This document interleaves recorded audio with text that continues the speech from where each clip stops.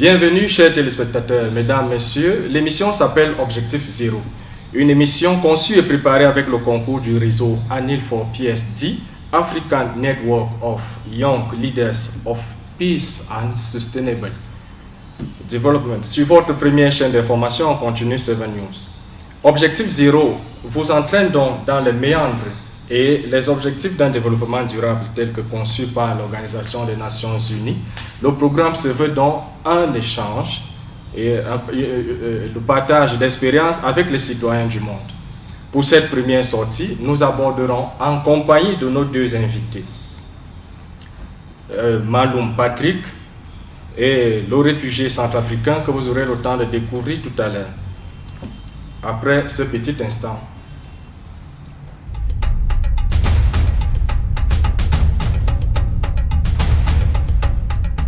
Programme. Bienvenue si vous nous prenez à l'instant. Vous êtes bel et bien sur votre programme Objectif Zéro, comme ces 17 objectifs de développement durable. Alors, comme je vous le disais tantôt, sur ce plateau, nous avons avec nous Maloum Patrick. Vous êtes bel et bien juriste et gestionnaire des ressources humaines. Bonsoir, monsieur Maloum. Bonsoir. Bonsoir. À votre gauche, nous avons le réfugié centrafricain, monsieur Vesenclas. Bonsoir, monsieur. Bonsoir. Ok. Vous êtes bienvenu parmi nous. Quel est votre sentiment concernant les problèmes de migration? Comment vivez-vous cet état des choses, monsieur Vesenclas? Oui, merci beaucoup. L'immigration ou l'exil ou quoi que... Le fait de laisser d'abord son pays et d'aller dans un autre pays, et c'est par son gré ou malgré les personnes. Et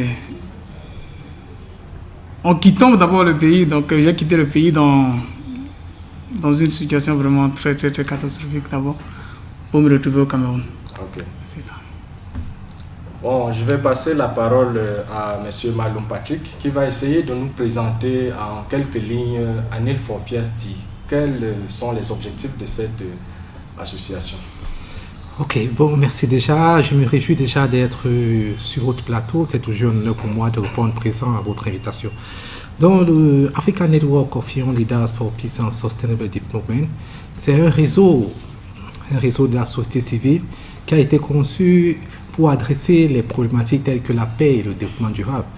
Quand on connaît l'interrelation qui existe entre ces deux concepts, la construction d'une paix durable dans un environnement sain, c'est du moins dans cette logique que s'inscrivent nos actions et c'est ainsi que dans le cadre de notre mouvement associatif, nous avons 10 points focaux étendus sur le continent africain et pratiquement 200 associations qui sont affiliées à notre réseau.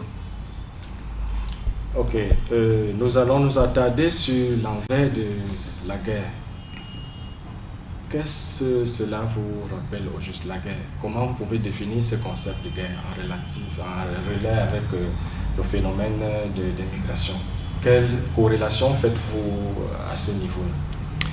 Oui, bon, déjà que, disons qu'ici en Afrique, nous avons malheureusement ce constat tragique que la plupart des réfugiés ou déplacés sont dans une majorité écrasante du fait de la guerre, soit une guerre interétatique, soit une guerre intra-étatique, soit une guerre, disons qui épouse les nouvelles formes de menaces de conflit. Bon, et c'est ainsi que justement le phénomène des migrations au Cameroun, ou bien le phénomène de migration en Afrique, généralement résulte beaucoup plus de ce constat. Bon, et alors donc, nous nous sommes rendus compte qu'il est extrêmement difficile de pouvoir encadrer une population migratoire du fait de ce conflit avec la propension de la psychose que cette population peut générer. C'est toujours une question assez compliquée à pouvoir gérer. Bon, mais malgré cela, nous faisons l'effort quand même d'adapter les approches à la circonstance. Ok, avant d'en venir à notre réfugié sur le plateau, je vais vous inviter, chers téléspectateurs de 7 News, de regarder cet extrait de reportage de Thierry Eba sur l'envers de la guerre. À tout de suite.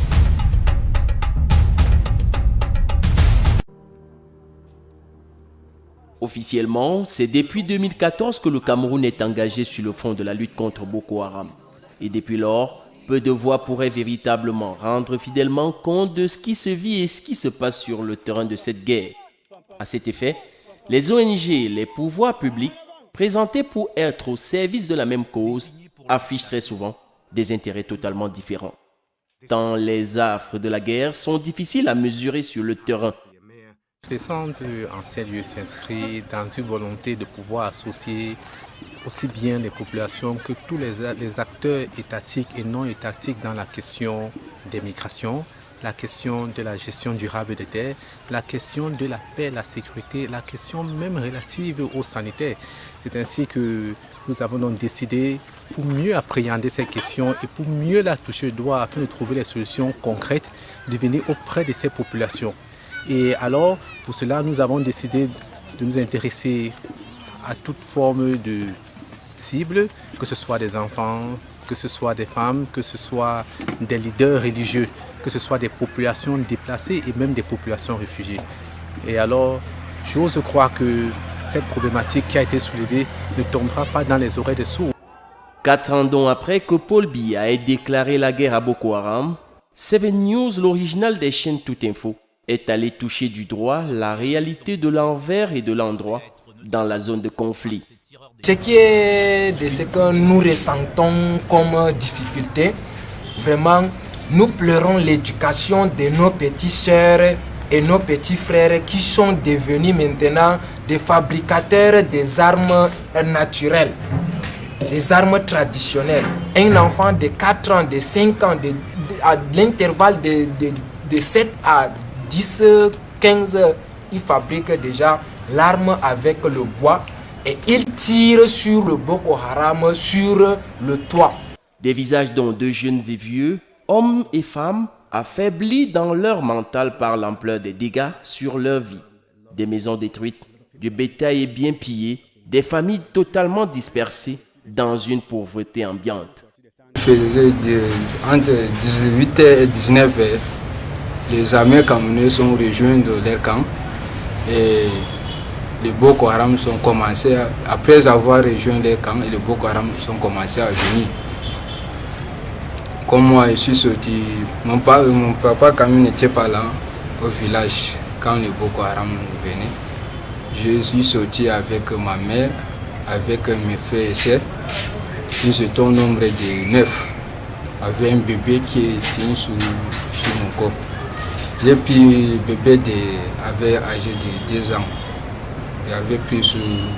C'est moi qui avais porté le bébé. Nous avons sorti et nous avons rejoint le camp de Bi. Un visage de l'envers de la guerre qui met en lumière plusieurs mots, dont les violations et exactions de toutes sortes, ayant à quelque degré que ce soit un lien avec la vie de ces hommes au milieu de cette guerre.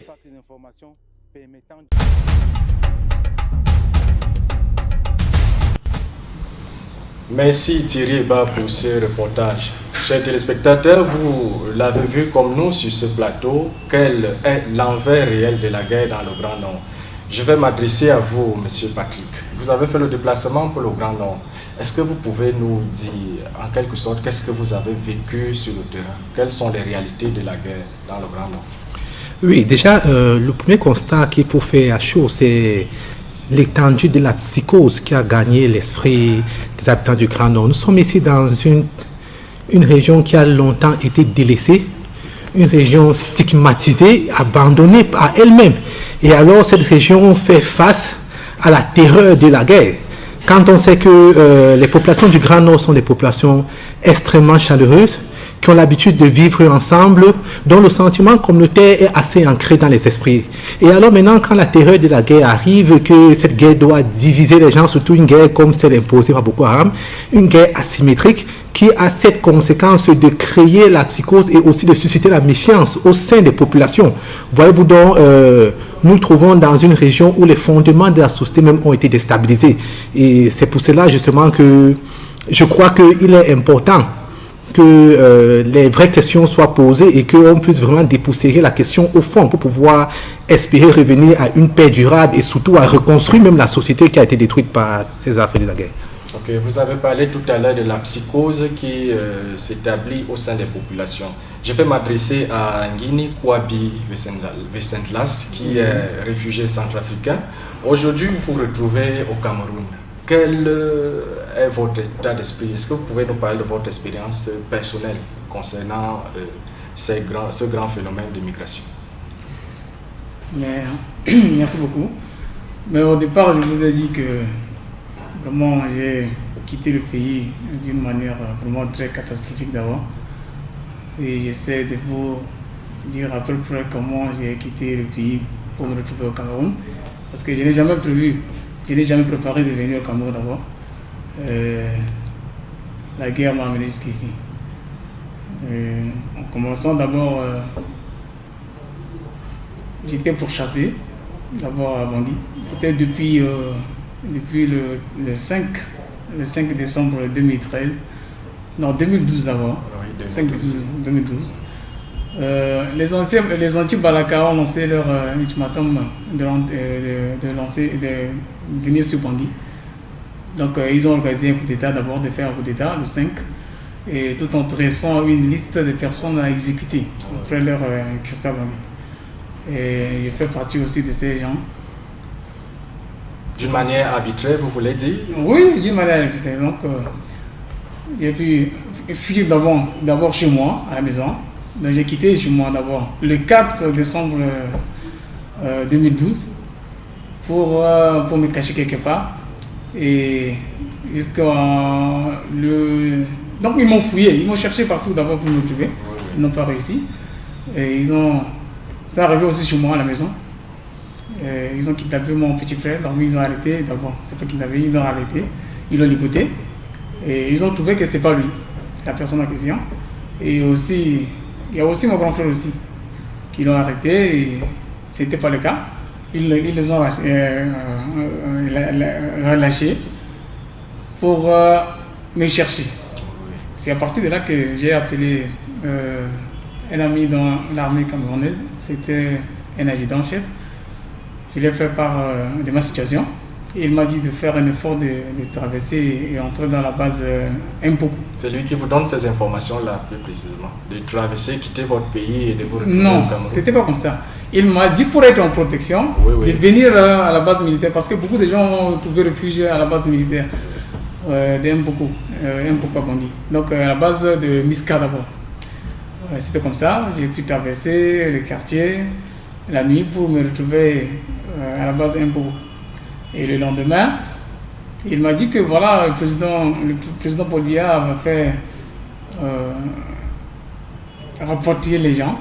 Il a envoyé des avions pour rapporter les gens. Et si je peux rester sur place à Bangui, ou je pars tenter ma chance au Cameroun, de me retrouver au Cameroun. C'est de cette manière-là qu'ils m'ont pris, escorté, les militaires m'ont escorté depuis la base militaire jusqu'à l'aéroport. Et me mettre d'abord dans l'avion avant de quitter. Vous comprenez quand même? Je comprends, mais je voudrais essayer de vous regarder là d'une manière plus brève. Je voudrais insister sur le vécu quotidien. Quand vous êtes arrivé au pays, comment vous avez fait pour vous en sortir les premiers moments? Est-ce que c'était facile? Est-ce que premier moment, l'accueil à ce niveau-là, comment ça s'est passé juste? Oui, bon, tout début n'est pas facile d'abord. Et lorsque j'étais arrivé, je me suis dirigé vers la grande mosquée de Bangui. Il faut chercher d'abord un refuge là-bas. Et j'ai d'abord passé 2 jours dehors. Et par la suite, ils m'ont donné une chambre au sein de la grande mosquée, dans la salle de classe des élèves, parce que les élèves étaient en vacances. J'ai passé du temps là-bas. Et avant de chercher, comme je suis un couturier aussi, j'ai cherché à m'adapter au système. C'est ça. Ok, revenons à vous, monsieur Malik Patrick. En tant qu'expert des résolutions des conflits internationaux, comment pouvez-vous essayer d'éclaircir un peu la lanterne de nos téléspectateurs? Est-ce qu'il y a une différence entre un réfugié, un migrant ou alors un déplacé?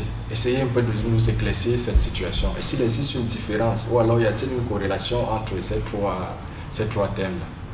Ok, disons, du point de vue sématique, le réfugié se distingue du déplacé interne, en ce sens que le réfugié, lui, il n'est pas de la nationalité du pays d'accueil. Il sort d'un pays externe vers le pays d'accueil. Or, le déplacé interne est du pays, et alors il se déplace simplement de sa communauté pour aller vers une communauté d'accueil. Mais le point commun que ces deux catégories de personnes ont ensemble, c'est que ces personnes sont en train de fuir un danger imminent. Et dans le cas d'espèces que nous parlons, la plupart des cas, ici en Afrique, c'est beaucoup plus de dangers liés aux conflits armés. C'est beaucoup plus, sans dire que, pas dire qu'il n'en existe pas d'autres. Voilà donc un peu par différence. Bon, maintenant, quand on va concernant le migrant, en réalité, les deux sont des migrants parce que les deux effectuent des actes de migration. Bon, mais seulement les deux précédents, que ce soit le réfugié ou que ce soit déplacé interne, ces migrations sont forcées, sont dues à un fait qui ne dépend pas de leur volonté. Et c'est en ce sens que la plupart, comme mon co-panéliste l'a dit, ce sont des personnes qui ne sont pas préparées. Sur le coup d'une force majeure, se sont retrouvés dans une communauté ou dans un pays d'accueil sans être préparés et avaient encore une psychologie assez faible, ce qui nécessite tout un régime d'accompagnement. Ok, et vous nous l'avez dit tout à l'heure, mais je voudrais revenir un peu en insistant. Selon vous, qu'est-ce qui justifie véritablement ces déplacements massifs-là? Parce que nous avons observé tous ces derniers temps, dans les médias locaux et internationaux, tout le monde en parle, les déplacés. Nous avons encore le cas de la Libye récemment. Qu'est-ce qui justifie ces déplacements en masse? Des jeunes beaucoup plus. Ok, cette question soulève fondamentalement la problématique du profil migratoire des jeunes, que ce soit au Cameroun, que ce soit en Afrique. Beaucoup de chercheurs s'accordent à dire que les raisons fondamentales sont dues au déficit économique, au déficit structurel. D'autres, par contre, sont unanimes sur le fait que les migrants ne sont pas les personnes qui manquent. Parce que, généralement, quand on voit les mouvements migratoires, ça nécessite que le migrant ait une certaine somme d'argent. Et alors on se demande, avec cette somme d'argent, est-ce que le migrant ne peut pas investir directement dans son pays et pouvoir s'offrir la vie qu'il désire? Et alors, toutes ces problématiques-là reposent encore la question de la gouvernance. Voyez-vous, nos États ici en Afrique, principalement les pays d'Afrique francophone. Justement, sans vous couper, je voudrais justement revenir sur ce problème de gouvernement. Qu'est-ce que le gouvernement, particulièrement le Cameroun, fait pour gérer ce flux migratoire, puisque vous avez emboîté le pas? Oui, mais le gouvernement camerounais doit déjà mettre en place, doit définir une gouvernance migratoire déjà.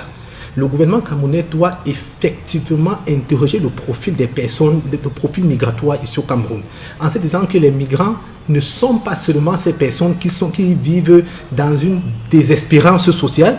Il y a des migrants qui ont effectivement assez d'argent, mais qui décident de migrer. Mais ces personnes décident de migrer, c'est parce qu'il y a le sentiment d'appartenance sociale qui n'existe plus, qui a été écorché par la gouvernance du pays. Et c'est pour cela, justement, donc, que le gouvernement camerounais doit déjà définir sa propre politique migratoire. Bon, mais dans un autre sens aussi, il y a une migration dite positive, en ce sens que ces migrants partent à la recherche du savoir. Mais est-ce que quand ces migrants ont acquis le savoir dont ils voulaient, reviennent ici au Cameroun, le mettent-ils à profit? C'est là toute la question. Donc, le gouvernement camerounais a vraiment beaucoup de responsabilités et doit interroger déjà sa gouvernance et même les fondements même de sa société pour pouvoir encadrer justement cette migration et qu'elle soit un atout de développement économique. Ok, je voudrais revenir à notre ami centrafricain, M. Wenceslas. Votre nom là est très difficile à prononcer. Je voudrais insister sur votre expérience personnelle. Comment vit le migrant? Vous êtes un exemple poignant, un exemple vivant. C'est pour ça d'ailleurs que nous vous avons fait venir sur ce plateau pour essayer de partager avec les téléspectateurs votre expérience. Est-ce que vous vous sentez chez vous, ici au Cameroun, en tant que Centrafricain? Oui, merci. En tant que Centrafricain, moi je me sens chez moi ici au Cameroun. Le problème, c'est au niveau d'abord, le gouvernement nous a bien accueillis d'abord ici au Cameroun. On n'a pas de problème en ce qui concerne les institutions gouvernementales ici au Cameroun, non. Et nous sommes bien même entretenus par le gouvernement camerounais. Et au niveau maintenant au niveau d'HR, HR nous offre sa protection. Donc les papiers, hein, sa protection, je ne sais pas si c'est juridique ou quoi, je ne sais pas, les papiers, et santé, mais santé, ils ont tous suspendu déjà. Donc ils ont ramené au niveau de 0 à 5 ans, sauf les cas graves. Okay. Oui, les cas graves, ils s'en occupent. Et en ce qui concerne l'assistance sociale, non, moi je ne vois absolument rien jusqu'à maintenant. Et en ce qui concerne encore, moi proprement, ma vie ici au Cameroun, je me bats comme tout autre Camerounais. Donc on essaie de s'adapter par rapport au rythme de la vie ici. Et c'est pas facile, mais on se bat toujours. Ok, vous embrayez, comme M. Patrick Maloum disait tout à l'heure, concernant le gouvernement camerounais notamment, qui se bat pour essayer de gérer ce flux migratoire. Je vais vous proposer, chers téléspectateurs, de suivre ce reportage sur le Cameroun qui paye le lourd tribut de la guerre dans le Grand Nord. Thierry.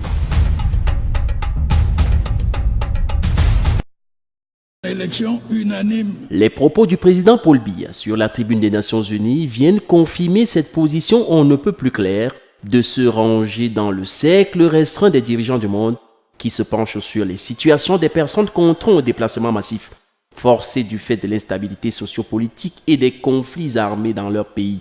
Un appel à la mobilisation donc à l'endroit des personnes vulnérables qui résonne encore dans les esprits de bon nombre de citoyens.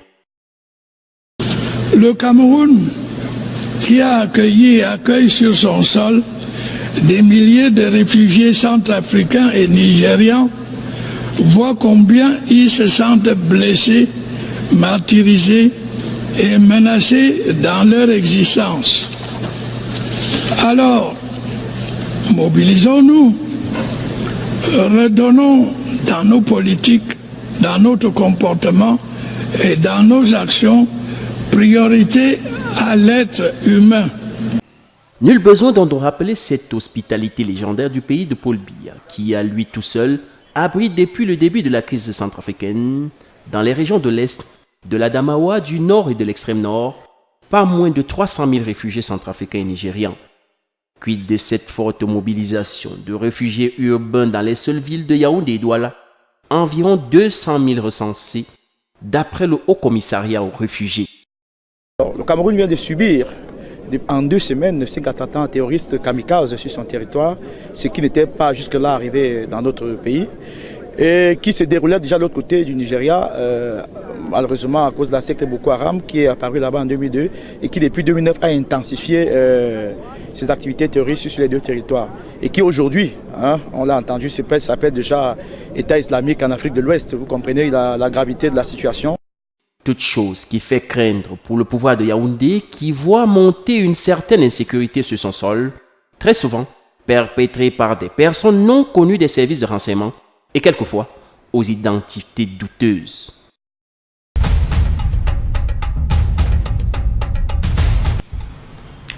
Merci Thierry Eba pour ce reportage. Chers téléspectateurs, vous êtes bel et bien sur votre programme Objectif Zéro.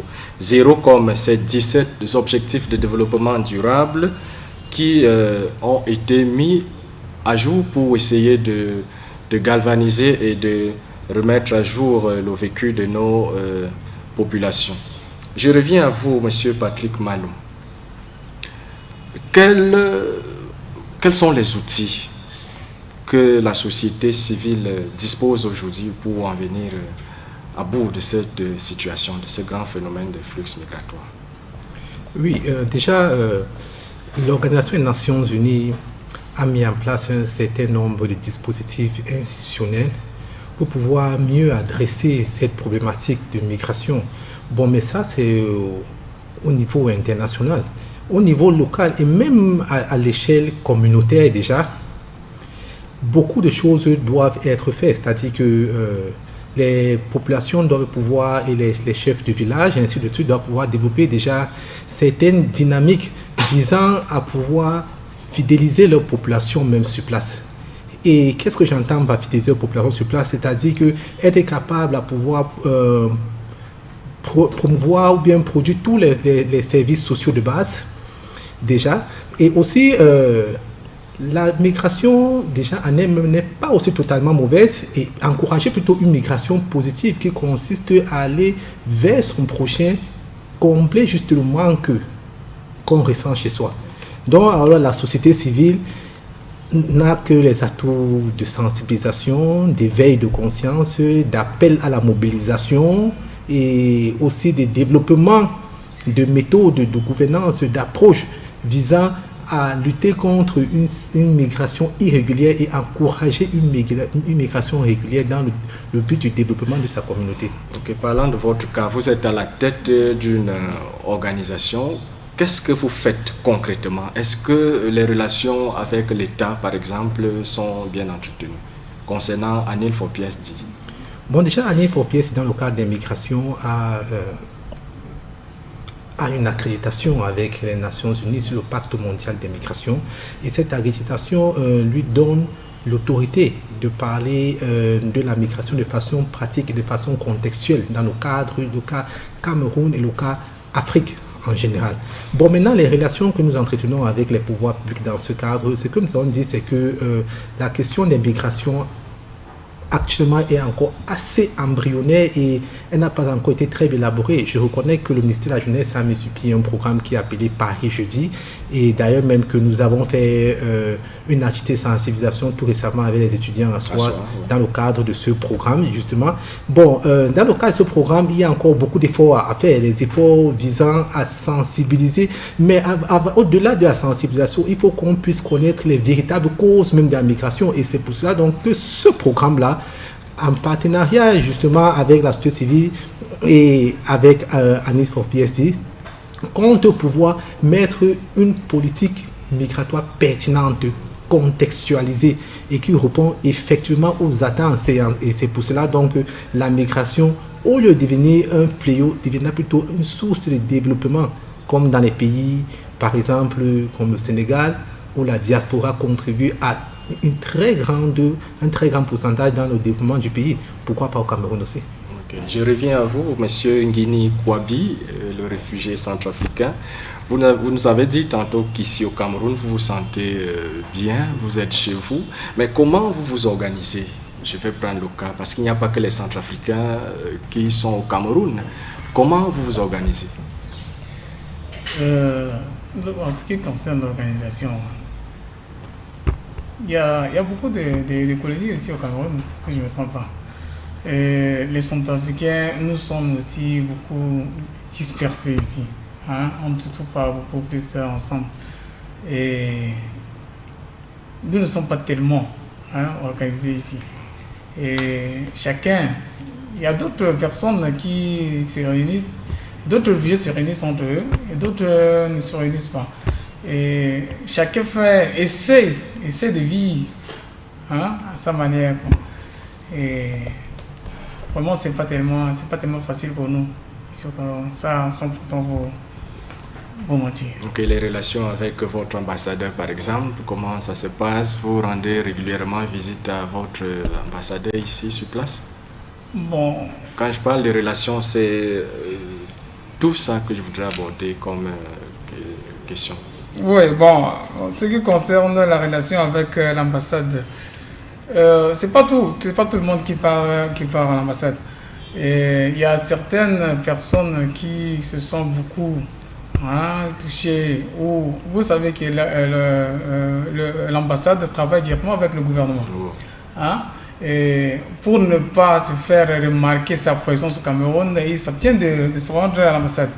Mais dans l'ensemble, en tout cas, beaucoup de réfugiés qui sont ici se rendent à l'ambassade. Et avec l'ambassadeur actuel, on n'a pas de problème. Ok, pour revenir à vous, M. Patrick Maloum, vous êtes juriste et gestionnaire des ressources humaines. Est-ce que vous avez déjà entendu parler des ODD, question globale, les ODD, les objectifs de développement durable? Oui, effectivement, j'en ai entendu parler. Et d'ailleurs même, l'un de nos combats, justement, c'est d'aider le citoyen lambda à pouvoir convertir son quotidien de chaque jour en un objectif de développement, ou disons au moins se voir l'interrelation qui existe entre son quotidien et l'objectif, afin qu'il puisse véritablement s'intégrer dans le débat international, le débat qui constitue à pouvoir sortir les populations du monde entier de la pauvreté et établir un véritable développement. Que disent les ODD dans le grand phénomène de migration? Bon, déjà, ce que je veux déjà dire ici, c'est que la migration, ne la prenez pas simplement dans un sens péjoratif déjà. La migration peut être aussi atout de développement. Et alors, qu'est-ce que les ODD disent dans le cadre de migration? Ce que je veux dire, c'est que les États ont signé un ensemble de conventions qui favorisent la libre circulation sous réserve de certaines conditions. Il y a des accords bilatéraux, des accords multilatéraux. Et alors, le monde étant constitué en village planétaire, ce monde organise la régulation, le mouvement des êtres d'un endroit à un autre. Mais seulement cette régulation est encadrée par un certain régime juridique. Et c'est en cela donc que quand le migrant pose des actes qui sont en dehors du champ de régulation de cette activité migratoire, et alors il se met donc hors la loi. Et maintenant, donc, c'est en ce moment que la migration peut être irrégulière. Donc, les ODD, les objectifs de développement durable, justement, encouragent les migrations et reconnaissent la migration comme un facteur de développement. Parce que un mois est encore plus enrichissant. Un mois est encore plus enrichissant. Donc, s'il y a un mois de plus dans une société, et ce mois va créer une différence, cette différence qui est enrichissante, que ce soit sur le plan culturel, sur le plan politique, et ainsi de suite. Ok. Parlons de Anil for PSD. Vous êtes à la tête de ce grand mouvement. En dehors des problèmes de migration, quels autres problèmes traitez-vous en tant qu'association? Déjà, les principaux problèmes, je l'ai dit, nous parlons des problèmes de la paix et la sécurité, sous tous ces angles. Voyez-vous, le continent africain, c'est un continent qui est vraiment en proie à un défi sécuritaire, à une paix personnelle, une paix interpersonnelle, une paix étatique à tous les échelons. Donc, alors, dans le cadre d'adresser cette paix, donc, nous attaquons cette paix avec tous ses corollaires. Merci, Monsieur Patrick Maloum. Nous allons vous faire découvrir cet autre reportage préparé par la rédaction de Seven News.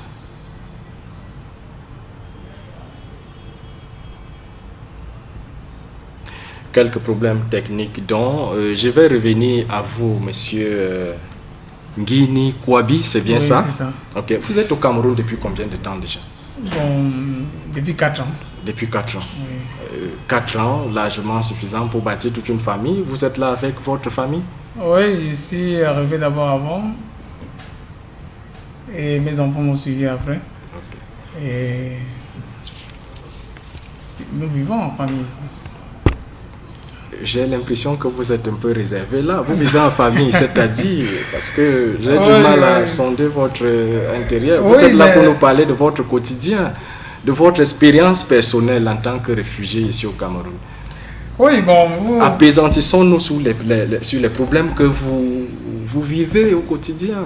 C'est intéressant pour nos téléspectateurs à la maison. Oui, au quotidien, je vous ai dit que nous menons une vie vraiment, c'est un peu difficile, surtout sur le côté financier. Hein? C'est pas facile. Et, par exemple, j'exerce comme la couture de profession et je travaille toujours sous tutelle. Je suis employé dans un atelier de couture. Et en tout cas, le gain journalier, la ration, d'abord journalière, même, ça varie de 2 à 3 000. Vous voyez, 2 à 3 000. Et par semaine, si on essaie quand même de produire assez, je peux m'en sortir soit avec 10 000 francs de réserve ou 15 000 francs de réserve. Vous voyez. Et les dépenses, c'est vraiment, les dépenses, ça ne va pas arranger les dépenses. Ça n'arrange pas les dépenses. Vous savez, ils sont constamment dans les crédits, dans les dettes. Oui. Les dettes, vous les prenez où? Oui, c'est les boutiquiers. Hein? Tout juste pour joindre le bout. Oui. Bon. La vie, vraiment, c'est... Pour nous, il y a beaucoup de choses. Même en ce qui concerne la santé, on a un sérieux problème d'abord de nous faire soigner d'abord à l'hôpital. Dans les hôpitaux publics. Dans les hôpitaux, oui, dans les hôpitaux. Parce qu'avant, Archer nous a dit de nous rendre dans des hôpitaux publics. Et après, ils ont suspendu tout pour ramener au niveau de 0 à 5 ans. Est-ce qu'il suffit de vous présenter comme étant réfugié ou alors quelle procédure utilisez-vous? Prenons le cas des hôpitaux, par exemple. Avant ou maintenant? Maintenant ou avant? Bon, maintenant, sauf les cas graves. Oui. Sauf les cas graves. Et dès que vous amenez votre papier, c'est les cas graves. Donc, approuvé par ACR, dès que vous arrivez dans les hôpitaux, ils vous prennent directement en charge. Hein, ils s'occupent de vous. Si vous êtes hospitalisé, on vous fait même la radio, tout pour diagnostiquer, pour reconnaître votre problème et vous traiter. Hein, c'est que ça. Ok, merci M. Nguini Kouabi. Revenons à vous, M. Maloum Patrick. Nous avons dit les ODD, ces objectifs de développement durable face aux défis du mouvement migratoire. Les textes sont bel et bien là, les textes existent. Dans le cas du Cameroun, est-ce que vous pensez vraiment que ces textes sont appliqués dans le contexte présent? Disons que le Cameroun, sous l'égide du ministère de la Jeunesse, comme je l'ai dit, a mis sur pied un programme qui s'appelle Paris Jeudi. Le programme visait à identifier déjà même le profil migratoire et maintenant dans les migrants qui sont au Cameroun et qui désirent rentrer, ce programme aussi les accompagne. Bon, mais ce qu'il faut dire de façon pratique, parce que moi je suis un praticien, c'est que ce programme, à mon avis, est beaucoup plus décalé de la réalité qu'il ne veut le laisser comprendre. Parce que, voyez-vous, la question de la migration est une question très profonde. Elle est plus profonde que ce que l'on ne peut le croire. Au lendemain des indépendances, avec justement la vicissitude des processus de colonisation, il y a les fondements de la société même qui ont été biaisés. Avec le mouvement de la mondialisation, les fondements culturels même aussi ont été détruits. Les liens relatifs à la frontière ne sont pas assez pertinents. Ce qui fait qu'il est très difficile. Il est très difficile qu'un jeune puisse se reconnaître auprès des institutions. Et encore justement avec le phénomène de l'Internet où tous les jeunes rêvent d'un idéal de vie qui se trouve du côté de l'Occident. Paris à tout prix, en d'autres termes. Paris à tout prix, justement. Et c'est pourquoi il faut que le programme adopte les approches beaucoup plus pragmatiques. Et seulement ne se dit pas que le programme doit chercher à résoudre les conséquences de la migration, mais les causes profondes de la migration, dont alors les approches sur le long terme doivent être envisagées. Et aussi le programme ne doit pas seulement être actif, mais proactif. Ok, proactif. Qu'est-ce que vous voulez dire par proactif? Oui, nous avons vu le retour des migrants en Libye. En Libye récemment. Oui, récemment. Mais pourquoi il faut attendre d'abord qu'une catastrophe se produise avant de pouvoir réagir? Pourquoi on ne peut pas développer des méthodes d'anticipation? Et alors, développer des méthodes d'anticipation signifie établir un véritable profil migratoire, connaître les raisons pour lesquelles un jeune peut accepter de livrer sa vie à tous les prix. Et alors, ça interroge effectivement le contexte socio-culturel, la conjoncture sociale et culturelle du Cameroun. Monsieur Nguini Kouabi, vous avez aussi entendu parler de ces objectifs de développement durable, certainement? Ça, on nous a parlé de ça au niveau d'Achèque. Ils ont fait des séminaires. Ils ont fait des séminaires. Mais c'était en 2017, ils ont parlé d'un programme d'autonomisation. Oui. Et malheureusement, c'est pas tout le monde qui a bénéficié de ce programme. Le séminaire était sélectif. Pourquoi? Quel était Bon, je sais pas, parce qu'ils sont venus jusqu'à mon niveau. J'ai monté un projet, parce qu'ils ont dit de monter un projet de 100 à 400 000 francs. Et bon, je sais pas ce que les autres ont fait, mais moi, personnellement, j'ai monté un micro-projet, tout juste pour l'acquisition de mes outils de travail. Et voilà, maintenant, jusqu'aujourd'hui, je ne suis pas encore satisfait, ni je ne sais même pas où se trouve maintenant le projet. Okay. Un dernier mot peut-être, M. Maloum, avant de sortir de ce programme, concernant ce grand flux de phénomènes migratoires dans notre pays. Je pense qu'il est important que les États d'Afrique puisse reconnaître le caractère transfrontalier de la question migratoire.